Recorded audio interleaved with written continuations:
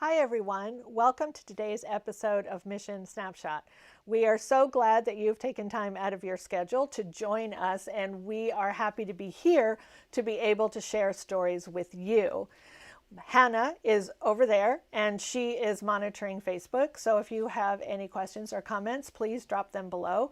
She will also be dropping links throughout the show as well, so be sure to keep an eye out for that.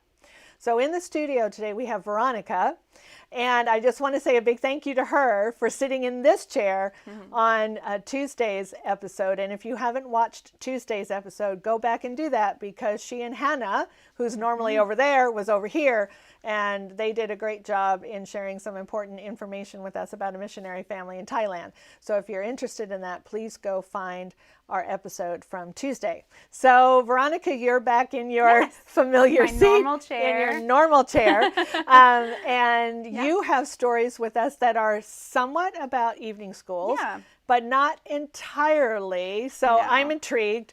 So where are we today? All right, so we spoke recently with our director and some workers from India, and they're down in the Uttamappet area. And so they just gave us some updates. You know, things are really crazy over there, obviously, with COVID. And the whole country was in lockdown, I think, for like 2 months or 3 months, close to 3 months. So, I mean, that's a long time. There's been a lot of COVID cases, and then also just death in general from starvation because they can't work because of the lockdown. I mean, it's just been really crazy. So we like to check in and just kind of see how things are going, what's the atmosphere like, and what's being able to be done. So we talked with them, and they gave us some really encouraging updates, actually. So I'd love to share those today. I think that would be great. So please, go ahead. So some of the first things they were talking about was our Bible workers, which we hear about frequently from Christina. And they were saying that even though people can't meet, we can't have regular church services, or even the evening schools can't function as normal, but that they are doing what they can to meet in like 2 by 2 and just have a short service together, or just simply to pray. Prayer is a really big thing over there right now, and getting them through all of this craziness. So they will meet, 2 by 2, or just, as a family group, just come together frequently and to pray for themselves. But mostly what was encouraging is that they were talking about how the Bible workers were fasting and praying for us. Wow. And I just thought, what do you mean praying for us? They're going through something way worse than what we have here. But they are so concerned about JFA, the staff, the donors, how things are going here, that we're okay. And so our directors in India, gets calls. He says daily he'll get calls from the Bible workers constantly wanting updates. How's JFA team? How are they? How is everyone in America? And so they're just very concerned, and that just touched my heart. That that they would think of us in everything they're going through. We're the ones on their heart. So I thought that was very, just very touching to know that. Yeah, it's humbling to know that as bad as things are here in the U.S. and they're getting worse as we're looking at the news headlines here, but it's really, really bad in India. And we've mentioned this on other programs, but for someone who might be tuning in for the first time here, a large portion of India are daily laborers. And what that means is that they get up in the morning, they try to find work, they get paid for that day's job, and then they go to the store to buy food, and then they go home and cook the food.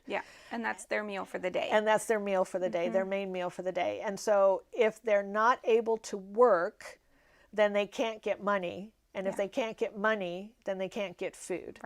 And so a large portion of the folks who live out in the more rural areas have gone into the cities for jobs, but that's where the lockdowns are the worst. Yes. We learned from Israel this week that the 4 major cities in India, which are Chennai, where he lives, Kolkata up in the north, Delhi, which is in the northwest, and Mumbai, which is on the west coast, those 4 cities are locked down now through July 31st. Yes. And their transportation is limited because the COVID cases are spiking in India. So the government is trying its best to minimize that.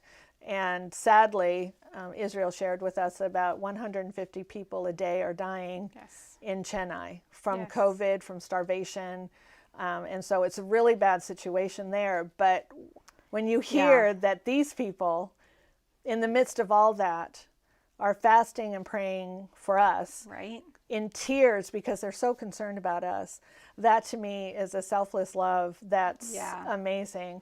And that's one of the things I love about our Bible workers. Yeah, it's wonderful. And they also shared with us that not only are the Bible workers and church members praying for us, but in general, what they're seeing, especially in the smaller villages, is just this, from everybody, is this desire to connect with a God who cares. Yes. And so it's opened up doors that would have been closed maybe for years, because these people are going through such a tough time.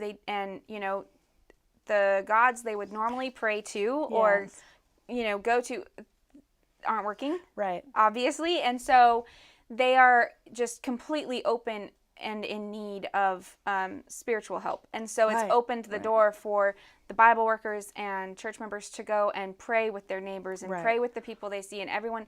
They're just in such, they're so hungry for prayer and a connection to a true God. And so it's, as horrible as the situation is, they're seeing some blessings out of that by having people's hearts being opened that it may have taken years to get to this point, and so it's a small blessing in the midst of all of this crazy. And so, it's just wonderful to hear things like that, that they're able to connect with people powerfully. Absolutely. And Christina has shared in other presentations that the Bible workers, where they can't get to someone's home, they're using the phone. Yes. And so the Bible workers are trying every way they can to find people to pray with.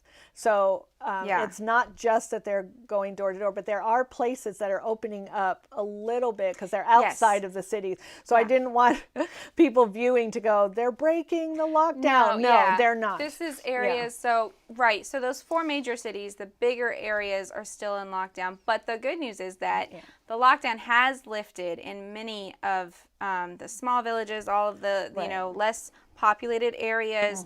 People are able to move around more.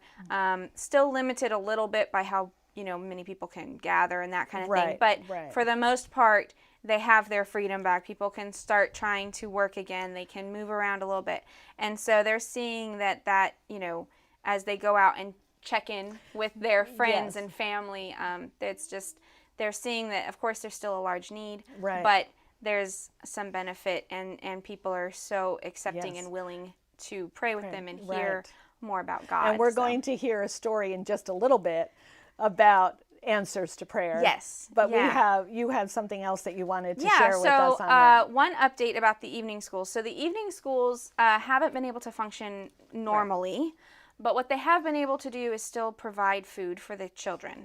And so while doing that, they've also tried to help educate the kids about ways that they could stay healthy and safe.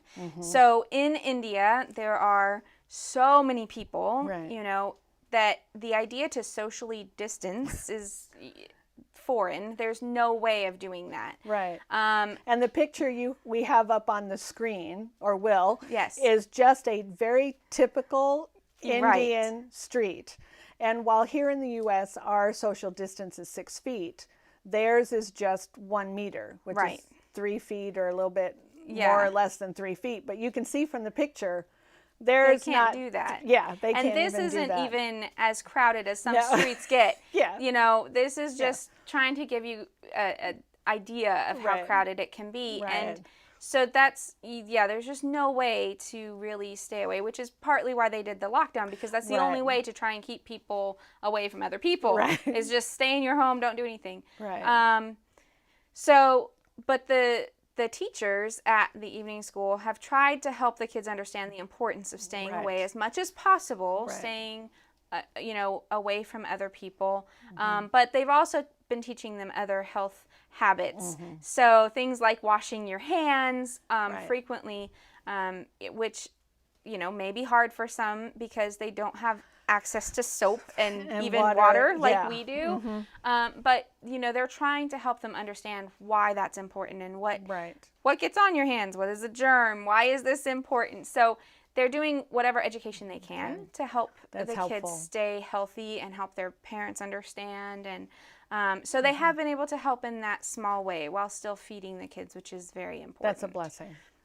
It's a huge blessing. That's amazing. The families are, very thankful to have that, because like you were saying, if the parents can't get up and work, there's no money, there's no food in the home. So the evening schools being able to still provide food 6 days a week to these kids is keeping them alive. Right. And that is so important. Yes, absolutely. That is wonderful. So I'm glad to hear that the evening schools are still functioning to some level. Yes. And the Bible workers are still doing the best that they can, and things are beginning to loosen just a little bit out. But the one thing that has been able to keep going is the TV ministry, the India TV ministry. And we've talked about this before, but for those who haven't heard, they have a studio. They actually just built a new studio, which we are eager to get new photos of soon, after because they finished it right before the lockdown. So not much has happened there yet, but they have been able to keep streaming or producing their TV shows and sending them out to everyone. And so it's a wonderful ministry. They've had so many responses in the past through this ministry. And so one story that they shared with us yesterday was that... So this is new. This is a new story. This is new information. So I believe it was the director's mother actually talked with the family and said, hey, you need to watch this show. I think it will it'll impact you. It'll help you. And it was a connection of his mom. And it's a family, a husband and wife, and they had 2 sons. One son, unfortunately, passed away. I believe they said he was in his 30s or early 30s when he passed. And the second son is in his 20s, but he somehow got involved with some type of legal issue and was falsely accused of a crime. And so sadly he's been in prison, being charged with this crime. And so the couple, as you can imagine, was very distraught, in despair. They've basically, in their minds, they've lost 2, their children are no longer there. So Israel's mother said, maybe tune into this show. I think it might help you. And so they started watching the TV ministry, India ministry. And so through the show, they learned about Jesus and his love. And they were convicted on a few different things and shown that, the God that they're talking about is the true God. And most recently, they were convicted on the Sabbath. And they were convicted that they needed to keep the Sabbath. And so they began keeping the Sabbaths, and they have kept 5 Sabbaths so far. And from the very first, they started noticing some changes. And one of the major changes is that they received information about their son who's in prison, that he was charged with 3 different charges. I'm not sure if it's different crimes or what, but there's 3 charges against him. And they received news that 2 of the charges would be dropped because there was insufficient evidence and to prove that he was involved with those 2 charges. And that was amazing, because that's less time he has to serve if it's just one charge. And so they were so grateful and praising God. And then they received news that potentially the third charge was going to be reviewed as well, and they weren't sure if there was a sufficient evidence for that one either. And as far as I know, that has not been dropped yet, but it is something that will be reviewed. So just to have that, come back up in the court system and say, okay, well, maybe we'll take another look at this. That's pretty really amazing. Good. Yeah. So they were so grateful, and they knew that it was because they were doing what God wanted them to do. Right. And they knew that because we started keeping the Sabbath, God is blessing us. Right. And so they are just grateful, and they're keeping, the full Sabbath day from sundown to sundown. They are doing everything they can to keep His word, and they are being blessed. And it is all because of what they learned through the TV ministry. Wow. Yeah. We have so many stories that come from the TV ministry, and they try to get shows out in the lockdown. Sometimes it's difficult to do that because when it's so strict, Israel can't leave his home. He's not supposed to leave and go to the TV studio and come back. Yeah. Right. But they've tried to put shows ahead, and I'm sure by now the station is running reruns, but there are new people watching all the time. So for them, it's a brand new show. It is. It is.